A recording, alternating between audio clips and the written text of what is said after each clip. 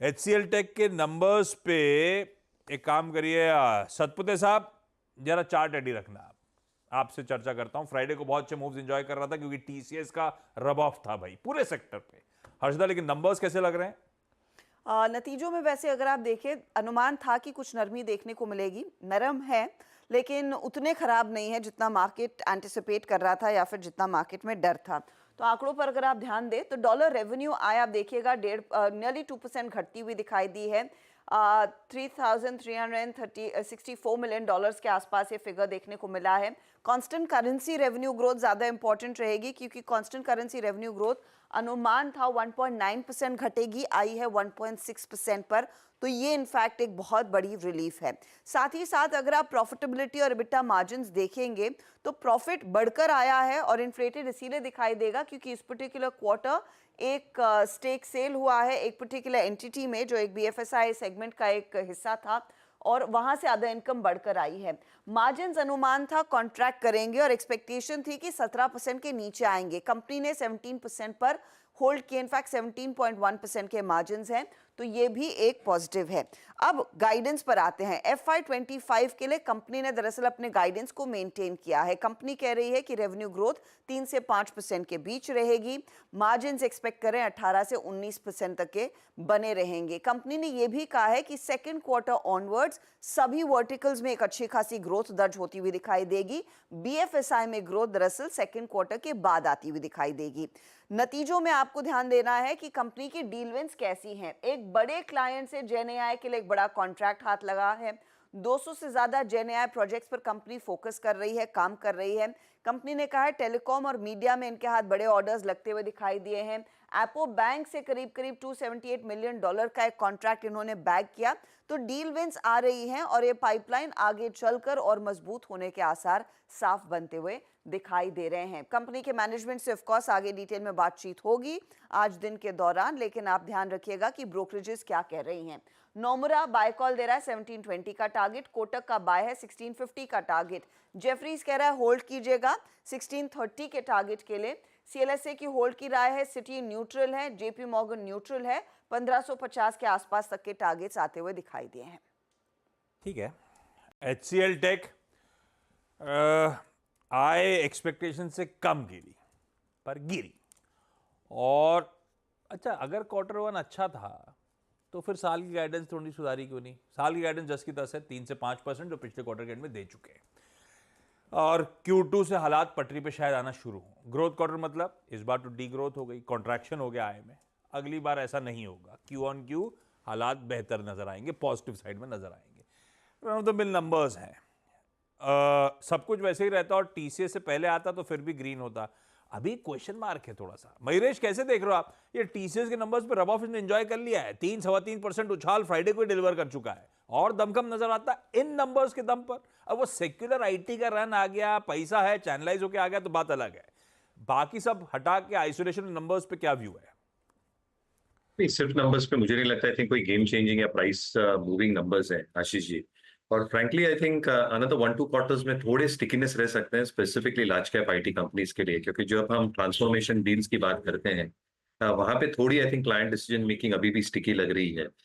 दूसरा I think जो की वर्टिकल्स हैं लार्ज कैप IT के लिए और जहां $multi-million की हम डील की बात करते हैं, BFSI, retail, manufacturing, that will still take some time to recover. तो कहीं ना कहीं आई थिंक सेकंड हाफ में एक रिकवरी जेन्युइनली स्टार्ट होनी चाहिए, but they are not game changing numbers. तो मुझे लगता है आई थिंक प्राइस मूव शायद जेस्टेट हो चुकी है with the TCS numbers on Friday. बात इन नंबर्स में ये है कि कोई धक्का नहीं लग रहा। जो एक्सपेक्ट करा है वो डिलीवर कर दे रहे हैं। अच्छा बुरा अपनी जगह, कोई शॉकर नहीं आया, कहीं डिसअपॉइंटमेंट नहीं है। पॉकेट्स ऑफ क्या कहते हैं वो ग्रीन शूट्स नजर आ जाएंगे आपको। एक्सपेक्टेशन थोड़ा थोड़ा बेहतर। TCS ने भी ऐसा करा था, वजह उनकी डोमेस्टिक मार्केट था, इंडियन मार्केट्स।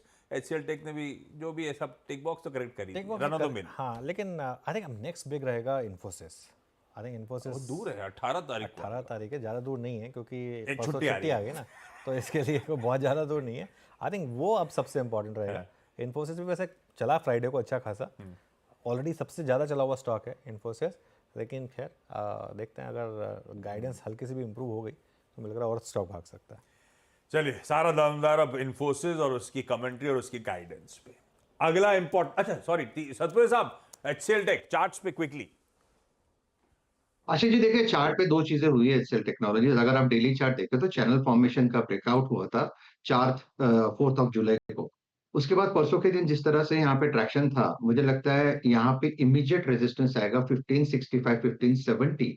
वेराज अगर सपोर्ट की बात करें तो चैनल का जो ब्रेकआउट की बात करें तो 1500 के नीचे मुझे नहीं लगता एचसीएल टेक्नोलॉजीज घटेगा। सो 1500 से लेके 1565 ये इसकी एक बड़ी ट्रेडिंग रेंज है। लेकिन आशीष जी एक चीज मैं यहाँ पे ऐड करूँ, मुझे लगता है अगर आज ये 1565 का लेवल तोड़ता है फ्यूचर में, तो फिर कम से कम 100 पॉइंट का अपसाइड स्विंग इसमें आ सकता है। तो बायस जो है, क्योंकि पूरा आईटी सेक्टर तेजी में है और बायस जो है एचसीएल टेक्नोलॉजी इन पर्टिकुलर 1500 1520 के ऊपर पॉजिटिव रखे। तो जिन्होंने लॉन्ग पोजीशन लेके रखी है उनके लिए मैं थोड़ा सा डीप स्टॉप लॉस रखूंगा 1480 का। तो 1480 का स्टॉप लॉस होगा, 1520 का डिप मिले तो बाय है। इसमें खरीदारी करनी है, अप फ्रंट नहीं कूदना है। बाकी के नंबर्स एवेन्यू सुपरमार्ट्स और बाकी के Q1 नंबर्स कैसे रहे हर्षदा, बाकी के रिजल्ट्स? एवेन्यू सुपरमार्ट के केस में आशीष आपको याद होगा Q1 अपडेट अच्छा था और उसी लिहाज से कंपनी ने प्रदर्शन भी दिखाया है। रेवेन्यू 19% बढ़ा है, 14,070 करोड़ के आसपास। मुनाफे में भी 18% तक की वृद्धि देखने को मिली है। ध्यान दीजिएगा कंपनी के मार्जिन्स और इबिटा पर। मार्जिन्स थोड़े से कॉन्ट्रैक्ट जरूर हुए हैं, इबिटा ग्रोथ करीब करीब 18% के आसपास की है। लेकिन कंपनी ने कहा है कि इस पर्टिकुलर क्वार्टर में 6 नए स्टोर्स जोड़े, 371 स्टोर्स है कंपनी के हाथ में इस समय। डीमार्ट रेडी में जो है पिकअप देखने को मिला है 27% का, और जो कंट्रीब्यूशन आया इस पर्टिकुलर क्वार्टर में वो लार्जली जनरल मर्चेंडाइज बिजनेस में बढ़ता हुआ दिखाई दे रहा है। साथ ही रेडार पर रखिएगा, और रेडा एक स्टॉक है जो अच्छा खासा भागा भी है। नेट प्रॉफिट में 30% तक की ग्रोथ है, 384 करोड़ का आंकड़ा, 32% रेवेन्यू बढ़कर आया है। ध्यान दीजिएगा मार्जिन जो है वो 3.29% पर हैं, बढ़े हैं इस पर्टिकुलर क्वार्टर में year on year. Loan sanctions में 68% तक की वृद्धि देखने को मिली है। लोन बुक आउटस्टैंडिंग जो है वो 33% बढ़ता हुआ दिखाई दिया है। एसेट क्वालिटी पर भी नजरें रहेंगी इस कंपनी के लिए। तो ग्रॉस एनपीए इनफैक्ट 2.36% पर है, नेट एनपीए 0.99% के आसपास आया वर्सेस 95%। ये ईयर ऑन ईयर कंपैरिजन आपको दिख रहा है, क्वार्टर ऑन क्वार्टर थोड़े से स्टेडी रहे हैं। तो ये स्टॉक आप रेडार पर रखेंगे। भंसाली इंजीनियरिंग प्रॉफिटेबिलिटी 5.5% बढ़ी है, रेवेन्यू में 15% का इजाफा, इबिटा 8.5% बढ़ती हुई दिखाई दी। मार्जिन्स हालांकि दबाव में आए, 19.2% से घटकर 18.1% पर है। जियोजीत फाइनेंशियल के भी नंबर्स आए, प्रॉफिटेबिलिटी में 94% का इजाफा है, 41 करोड़, और रेवेन्यू करीब 62% बढ़ता हुआ दिखाई दिया है इस क्वार्टर में। अच्छा, इस बीच गोदरेज कंज्यूमर में एक लार्ज ट्रेड होता हुआ अच्छा खासा 1645 करोड़ रुपए की वैल्यू का।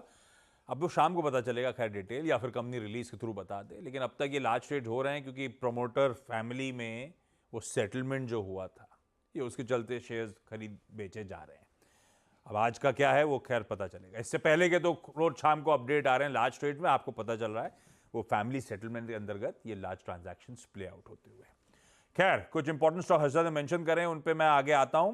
अच्छा एक काम करा जाए, एवेन्यू सुपरमार्ट तो बनता है, डीमार्ट, मानस डीमार्ट का चार्ट। तो देखिए अगर हम डीमार्ट की बात करें तो यहाँ पर कंसोलिडेशन देखने को मिल रहा था, और ये कंसोलिडेशन 20 डे मूविंग एवरेज के ऊपर हो रहा था। अगर हम ट्रेंड की बात करें तो ट्रेंड पॉजिटिव लगता है। आप उम्मीद कर सकते हैं कि शायद 5200 तक के भाव आपको देखने को मिल सकते हैं। ट्रेंड पॉजिटिव है और 20 डे मूविंग एवरेज के ऊपर ट्रेड कर रहा है, इसलिए 4800 के स्टॉप लॉस से एक पोजिशनल ट्रेड लीजिए, जहां पर आपके टारगेट 5200 के आसपास के होंगे। भाई रचना जी थोड़ी देर से आऊंगा आपके पास ताकि आप स्टडी कर लो। एरीडा, भाई हम रिटेल का बड़ा इंटरेस्ट रहता है, हर्षदा बता रही नंबर्स अच्छे हैं और फटे जा रहा है ये स्टॉक। आप बायर रहोगी नहीं रहोगी इस पे आप स्टडी करके रखो। हर्षदा बाकी की फार्मा न्यूज कौन कौन सी आज की कह रहे हैं? सारा फार्मा सेक्टर रडार पर रहेगा। जी हाँ, कई सारी खबरें यहाँ पर फार्मा से जुड़ी हुई आई हैं आशीष। सबसे पहले आपको औरो फार्मा दिखाएंगे। औरो फार्मा पहले भी आप लोग मेंशन कर रहे थे, जुलाई 18 को दरअसल कंपनी की बोर्ड बैठक है। बोर्ड बैठक में बायबैक पर विचार होगा, और यहाँ पर जो क्वांटम ऑफ बायबैक है वो करीब 1000 से 1500 करोड़ के बीच होने के आसार बन रहे हैं। ये रिपोर्ट्स या फिर ये एनालिस्ट सजेस्ट करें, तो वो स्टॉक इंपॉर्टेंट है आज सबसे पहले वॉच करने के लिए। दूसरे दिग्गजों पर आए तो सिप्ला, यूएस एफडीए ने इंस्पेक्शन इनकी मैन्युफैक्चरिंग फैसिलिटी जो कुरकुम महाराष्ट्र में है वो पूरी कर ली है। वॉलंटरी एक्शन इनिशिएटेड का रेफरेंस इनको मिला है।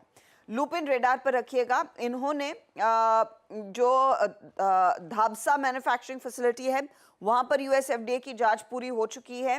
एस्टैब्लिशमेंट इंस्पेक्शन रिपोर्ट आई है नो एक्शन इनिशिएटेड के साथ। ये प्लांट एपीआई और सीडीएमओ ऑपरेशंस के लिए इस्तेमाल किया जाता है। ओलंपिक फार्मा के लिए भी एक अपडेट है। यूएस एफडीए की तरफ से अप्रूवल मिला है एक पर्टिकुलर ड्रग के लिए जो लार्जली हाइपरटेंशन या फिर हाई कोलेस्ट्रॉल के साथ के इलाज में इस्तेमाल की जाती है। सुवन फार्मा यूएस एफडीए ने फॉर्म 483 इशू किया है 2 ऑब्जर्वेशंस के साथ। हैदराबाद की इनकी एक इकाई है कैस्पर फार्मा, उसके लिए। पिरामल फार्मा भी रेडार पर रखेंगे। यूएस एफडीए ने फॉर्म 483 इशू किया है नो एक्शन इनिशिएटेड 0 ऑब्जर्वेशन, वो एक पॉजिटिव माना जाएगा। अहमदाबाद फैसिलिटी के लिए ये अपडेट आया है। ओके अमित जी, और विंडो फार्मा जरा रेडी रखना, बायबैक पे बोर्ड मीट सामने खड़ी है। उस बीच इरिडा, रचना जी लॉन्ग करोगे क्या आप? जी, एरिडा को हम लॉन्ग करेंगे प्रोवाइडेड ये काउंटर 285 के ऊपर निकलता हुआ दिखाई दे, और 285 के ऊपर ये निकलता दिखाई देगा तो ये 315 की तरफ जाता हुआ हमें आने वाले दिनों में या इवन बहुत ही जल्दी भी दिखाई दे सकता है। 315 के टारगेट के साथ 285 के ऊपर एंट्री करनी चाहिए एंड 270 का स्टॉप लॉस लगाना चाहिए। और अगर 285 के नीचे नहीं निकला, 285 के ऊपर अगर नहीं निकला तो हम इसको अवॉइड करेंगे। हर्षदा, बाकी के स्टॉक्स इन न्यूज़। बाकी के स्टॉक्स न्यूज़ में आप सबसे पहले जोमेटो पर फोकस करेंगे आशीष। स्विगी और जोमेटो ने दोनों ही ने दरअसल प्लेटफॉर्म फी हाई की है। जोमेटो क्योंकि लिस्टेड है उस पर हम फोकस कर रहे हैं। 1 रुपये इन्होंने दरअसल प्लेटफॉर्म फी बढ़ाई है, यानी कि 5 रुपये से बढ़कर 6 रुपये पर आ चुका है। बैंगलोर और दिल्ली के कुछ सर्कल्स में ये हुआ है। एनालिस्ट कह रहे हैं क्योंकि ये सिर्फ कुछ ही मार्केट्स में है, इसका एक पॉजिटिव इंपैक्ट आएगा। करीब 1 से 2% तक का इंपैक्ट आता हुआ दिखाई दे सकता है। FY25 में कंपनी ने अनुमान लगाया कि 87 करोड़ के ऑर्डर्स ये डिलीवर करेंगे। उसका 1% अगर आप ध्यान देंगे तो करीब 85 से 90 करोड़ EBITDA पर पॉजिटिव इंपैक्ट आता हुआ दिखाई देगा। तो ये स्टॉक आप रेडार पर रखेंगे जरूर। ध्यान रखिएगा, ये 5वीं दफा है जब कंपनी ने अपनी प्लेटफॉर्म फीस बढ़ाई है। शुरुआत 2 रुपए से हुई थी, अब ये 6 रुपए पर आ चुकी है। सनटेक रियल्टी, यहाँ पर अपडेट आया है Q1 का। प्री सेल्स 502 करोड़ की 30% का इजाफा year on year. Collections 342 crore के और यहाँ पर 19% ईयर ऑन ईयर पिकअप है। पीटीसी ने QIP के लिए अप्रूवल दे दिया है 700 करोड़ का। पेटीएम रेडार पर रखेंगे जहाँ पर सॉफ्ट बैंक के विजन फंड ने पूरी तरह से एग्जिट ले लिया है। जून के जो शेयर होल्डिंग पैटर्न आया है 1.4% हिस्सा जो बचा था एग्जिट कर लिया है। RVNL 133 करोड़ का ऑर्डर सेंट्रल रेलवे से ये हाथ में ले चुके हैं। और ये कुछ स्टॉक्स है जो आप फोकस में रखेंगे। रखिए इन स्टॉक्स रेडार पे।